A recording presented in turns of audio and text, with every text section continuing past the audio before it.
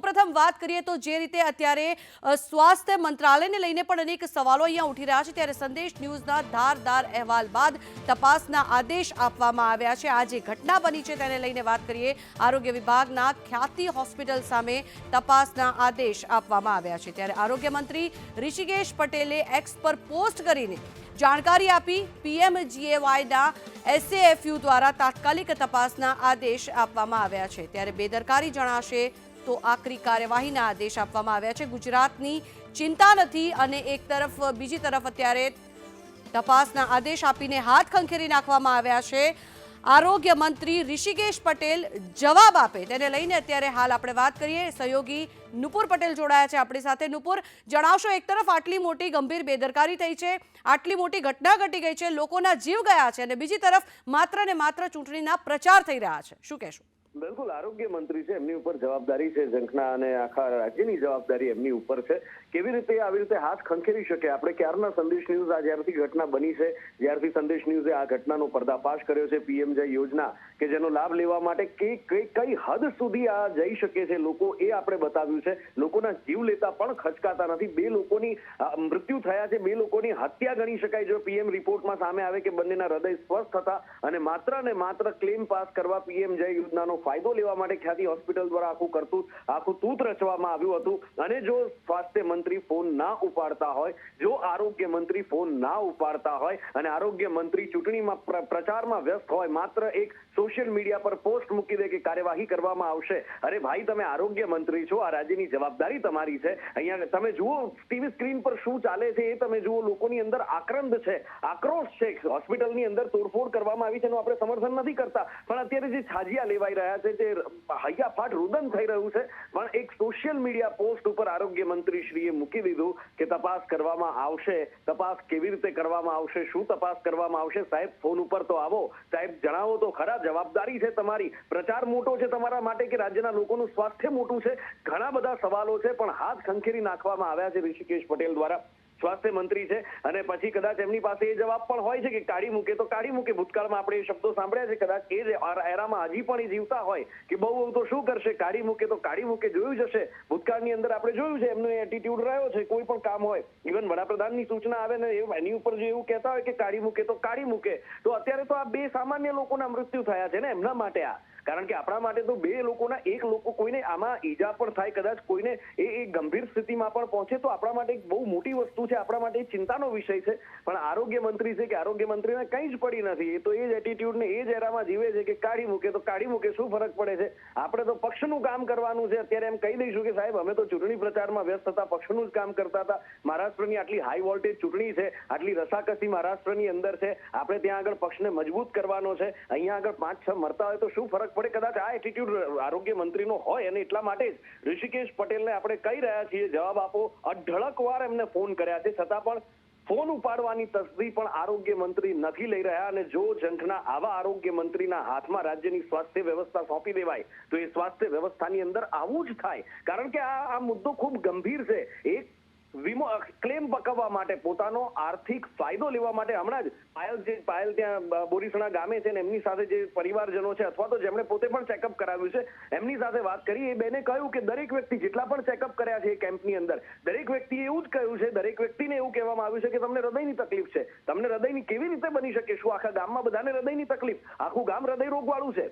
કારણ કે આમાં એક સ્પષ્ટ વસ્તુ દેખાય છે કે ખ્યાતિ હોસ્પિટલે પોતાના ફાયદા માટે સ્વસ્થ લોકોને હૃદય રોગના દર્દી બનાવ્યા છે, એમને છેતર્યા છે, એમને ભોળવ્યા છે અને ભોળવી અને અમદાવાદ લઈ આવ્યા છે। એમની આ રીતે સર્જરી કરી છે અને આ સર્જરીના નામે પૈસા પડાવવાનું આખું તૂત રચ્યું છે। ન માત્ર લોકોને પણ સરકારની આંખમાં પણ ધૂળ નાખવાનો પ્રયત્ન કર્યો છે, કારણ કે પીએમજય યોજના જેના પૈસા લેવાના હોય છે, જેના પૈસા મળતા હોય છે, જે પણ જે તે દર્દી હોય એના પરિવારને પણ હોસ્પિટલનો એમાં કટ હોય, હોસ્પિટલ વાળા એમાંથી પૈસા કમાતા હોય, દર્દીને આપે કે ના આપે તો કોને ખબર, કોણ જોવા જવાનું છે? ગામડાના લોકો છે એવું માનતા હશે કે એમને ખબર નહીં પડતી હોય, એમની પાસેથી પૈસા પડાવી લઈશું। અને આ જ ફિરાકમાં ઝંખના 2 લોકોના મોત થયા અને આરોગ્ય મંત્રી આંખ બંધ કરીને બેઠા છે। શાહમૃગ તમે જોયું છે ને, શાહમૃગને જ્યારે પણ કોઈ તકલીફ આવે તો એ જમીનમાં માથું નાખી દેતું હોય છે અને માની લે છે કે બધી જ તકલીફો ખતમ થઈ ગઈ, બસ।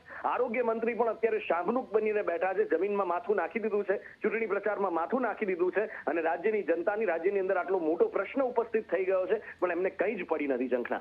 જી ચોક્કસ, આભાર નુપુર અમારી સાથે જોડાવા બદલ. તો ખાસ પ્રશ્ન અત્યારે એ જ ઉઠી રહ્યો છે કે આટલી મોટી ગંભીર બેદરકારી બની ગઈ છે, 2 લોકોના મોત થયા છે અને હજી પણ કેટલાક લોકો આઈસીયુમાં છે, હજી એ લોકોના જીવના જોખમ સાથે ચેડા થઈ રહ્યા છે. મહત્વનું છે કે હજુ એ લોકોનું શું થશે એ સૌથી મોટો પ્રશ્ન છે. ત્યારે જે જવાબદાર વ્યક્તિ છે એ જ પોતાના હાથ ઊંચા અત્યારે કરી રહ્યા છે. આરોગ્ય તંત્ર અત્યારે હાલ ખાડે ગયું હોય તે પ્રકારના અહીંયા દ્રશ્યો સર્જાયા છે. મહારાષ્ટ્રમાં ચૂંટણીના પ્રચાર કરવામાં આવી રહ્યા છે, પરંતુ ગુજરાતની જે જનતા છે જે અત્યારે જીવન અને મોતની વચ્ચે ઝોલા ખાઈ રહી છે તેની કોઈ જ ચિંતા નથી. તે અહીંયા સાફ જોવા મળી રહ્યું છે. વધુ માહિતી મેળવીએ. સંવાદદાતા હિરેન રાવલ જોડાયા છે આપણી સાથે. હિરેન, ફરી એક વખત આપનો પ્રશ્ન હું એ જ પૂછવા માંગુ છું કે ઋષિકેશ પટેલ કે જેઓ આરોગ્ય મંત્રીના પદ પર છે અને અત્યારે હાલ ગુજરાતમાં આટલી મોટી ઘટના બની ગઈ છે, 2 લોકોના મોત થયા છે, હજી 5 લોકો જીવન મરણની વચ્ચે ઝોલા ખાઈ રહ્યા છે અને આરોગ્ય મંત્રી જે છે તે માત્ર ને માત્ર પ્રચાર કરવામાં વ્યસ્ત છે.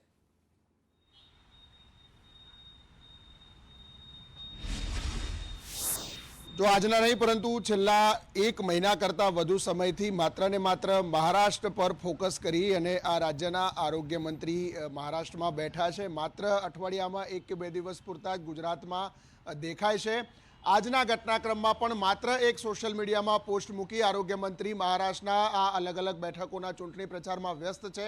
કારણ કે એમના આલાકમાને એમને જે જવાબદારી સોંપી છે એ જવાબદારીમાં પોતાનું પણ હિત ક્યાંક સચવાયેલું છે. એટલા માટે પોતાનું હિત સાચવવા માટે ગુજરાતના લોકોનું સ્વાસ્થ્ય જોખમમાં મૂકી આ પ્રકારે તેઓ રાજકીય કામોમાં વ્યસ્ત હોય તે પ્રકારની સ્થિતિ દેખાઈ રહી છે. લગભગ સવારે 8:30 વાગ્યાથી સતત એમને સંપર્ક કરવાનો પ્રયત્ન કરવામાં આવી રહ્યો છે, પરંતુ સતત ચૂંટણી પ્રચારમાં વ્યસ્ત હોવાના કારણે એમનો જવાબ આરોગ્ય મંત્રી ઋષિકેશ પટેલ છે તે નથી આપી રહ્યા. એમના સહકર્મીઓને પણ સતત પૂછવામાં આવી રહ્યું છે. આરોગ્ય વિભાગના અધિકારીઓ પણ એકબીજા ઉપર ખો આપી રહ્યા છે, કારણ કે આ જવાબદારી પોતાના માથે કોણ લે. જો સારી કામગીરી થઈ હોય તો મોટા ઉપાડે આ મંત્રીઓ જ સામે આવી અને અધિકારીઓ સામે આવીને પોતાની વાહવાહી વિભાગની વાહવાહી કરતા હોય છે, પરંતુ આ પ્રકારના ઘટનાક્રમમાં ડાક પીછોડો ખુદ આરોગ્ય મંત્રી જ કરતા હોય એ પ્રકારની સ્થિતિ દેખાઈ રહી છે. આરોગ્ય મંત્રી મહારાષ્ટ્રમાં ચૂંટણી પ્રચારમાં રાજકીય પ્રચારમાં વ્યસ્ત હોવાના કારણે ગુજરાતમાં આ 2 લોકોના મૃત્યુ થયા, હજુ 7 લોકો આઈસીયુમાં છે. બીજું, રાજ્યના આરોગ્ય વિભાગને કોઈ પણ પ્રકારની માહિતી નથી કે આ પ્રકારના કેમ્પ થયા છે કે કેમ. હવે પછી જાગેલું આરોગ્ય તંત્ર આ પ્રકારના કેમ્પ કરવા માટે એમને પહેલાં જાણ કરો એ પ્રકારની માહિતી આપે છે. પહેલી વખત આ પ્રકારનો ઘટનાક્રમ નથી થયો. અગાઉ પણ અનેક કેસો એવા સરકારી ચોપડે નોંધાયેલા છે. અનેક હોસ્પિટલોમાં સરકારે એમને દંડ પણ કર્યો છે, છતાં પણ એમના પાસે કોઈ એવા ઠોસ પગલાં ન લીધા હોવાના કારણે સતત આ પ્રકારની ઘટનાઓ બનતી રહેશે. માત્ર ને માત્ર પોતાના મળતિયા લોકો, ડૉક્ટરો અથવા તો પોતાના રાજકીય લાભ ખાટવા માટે હોસ્પિટલોને જે આ મોટે પ્રમાણમાં આરોગ્ય કાર્ડ અને આ PMJY કાર્ડની સારવારો માટેના લાભ આપી દેવામાં આવે છે, એ ભોળા દર્દીઓને છેતરી એમના ઓપરેશનના નામે અથવા તો એમની સારવારના નામે સરકાર પાસેથી આ ડૉક્ટરો પૈસા લેતા હોય છે. છતાં પણ આરોગ્ય વિભાગ, આરોગ્ય મંત્રી અને એમના અધિકારીઓ મૌન છે, કારણ કે દરેકની વ્યવસ્થા એની અંદર સેટ થયેલી હોય છે. ન માત્ર હોસ્પિટલમાં એમણે જે લોકોને PMJY કાર્ડ અંતર્ગત સારવાર માટે એપ્રુવલ આપવા માટેની વ્યવસ્થા ગોઠવી છે, જે મફતમાં સારવાર માટેની એપ્રુવલ હોય છે, એના માટે પણ પ્રતિ કાર્ડ 200 થી 500 રૂપિયા એપ્રુવલ આરોગ્ય વિભાગના નાક હેઠળ જ આપવામાં આવે છે. છતાં પણ કોઈ કાર્યવાહી આરોગ્ય વિભાગ દ્વારા કરવામાં નથી આવતી. જોડાયેલા રહેશો, આગળ પણ મેળવીશું આપની પાસેથી માહિતી. અત્યારે હાલ કોંગ્રેસના નેતા મનીષ દોશી જોડાયા છે આપણી સાથે. મનીષજી, સ્વાગત છે સંદેશ ન્યૂઝમાં. સૌથી મોટો સવાલ અત્યારે એ ઉઠી રહ્યો છે કે એક તરફ લોકોના જીવના જોખમ થઈ રહ્યા છે, 2 લોકો ઓલરેડી પોતાના જીવ ગુમાવી ચૂક્યા છે, પરંતુ એ લોકોની વારે આવનાર આરોગ્ય મંત્રી અત્યારે વ્યસ્ત છે કે જેમની પાસે ફોન ઉઠાઈને વાત કરવાનો પણ ટાઈમ નથી. સંદેશ સહિતના માધ્યમોમાં જે સમાચારો સામે આવે એ સમાચારો આપણા સમગ્ર રાજ્ય માટે ચિંતાનો વિષય છે. જ્યારે આરોગ્ય વ્યવસ્થાના નામે મોટી મોટી હોસ્પિટલો મોટી મોટી જાહેરાતો કરે, આરોગ્ય ચકાસણી કરે, ત્યારબાદ બારોબાર દર્દીઓને બોલાવીને એક સુનિયોજિત રીતે આયુષ્માન કાર્ડ, મા કાર્ડના નામે લૂંટ ચલાવે, આવા તકવાદી વ્યવસ્થા ઉપર સંપૂર્ણપણે પગલાં ભરાવા જોઈએ. ભૂતકાળની અંદર વિરમગામની અંદર લોકોએ આંખો ગુમાવી, અમરેલીની અંદર અંધાભા કાંડ થયો, લોકોએ આંખો ગુમાવી, એ જ રીતે સુરેન્દ્રનગરમાં થયું હતું, રાજકોટમાં થયું હતું, આણંદમાં થયું હતું. એટલે ત્યારે એ સમયે સરકારની જે વ્યવસ્થામાં પકડ ઉપર આવી જોઈએ અને એમની ઉપર દાખલારૂપ સજા થવી જોઈએ. એ ન થવાના કારણે આજે રાજ્યમાં આવા કાંડ કરનારા લોકોને કૌભાંડ કરનારા લોકોની સંખ્યા વધતી જાય છે.